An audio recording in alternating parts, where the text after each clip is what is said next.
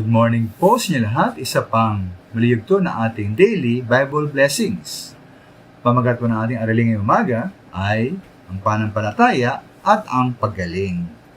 Ang pananampalataya at ang paggaling.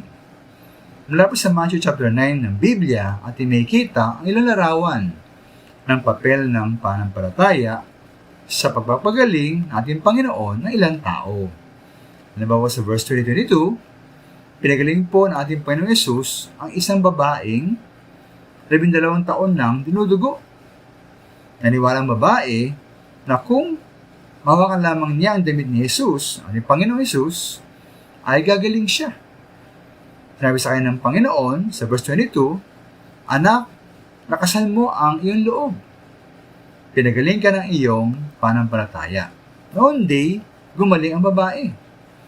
Doon po sa verse 27, ay sinundan si Kristo ng ating Panginoon ng dalawang lalaking bulag. Sa verse 28, tinanong sila ni Jesus, ng ating Panginoon, "Naniwala ba kayo na mapagaling ko kayo?" Sila ay sumagot ng, "Opo, Panginoon." Matapos ipuin ng Panginoon ang kanilang mga mata, sinabi niya, "Mangyari ito sa inyo ayon sa inyong pananampalataya." At ayun nga sa verse 30, ay sa verse na ito, sa verse 30, sila ay nakakita. Kaya po ating mapapansin mga minamahal, no?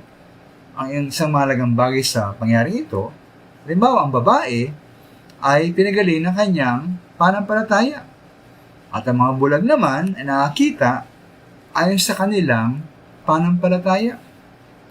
Totoo po ang kapangyarihan nga na magpagaling ay mula sa ating Diyos at hindi dahil sa ating sarili. Ngunit, ating mapansin po ang isang katotohanan.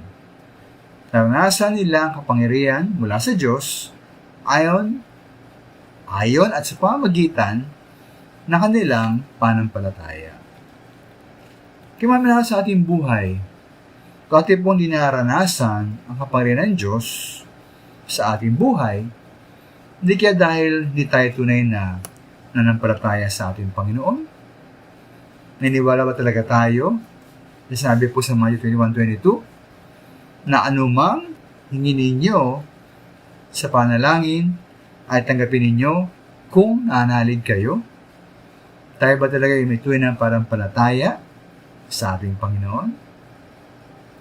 Maraming salamat.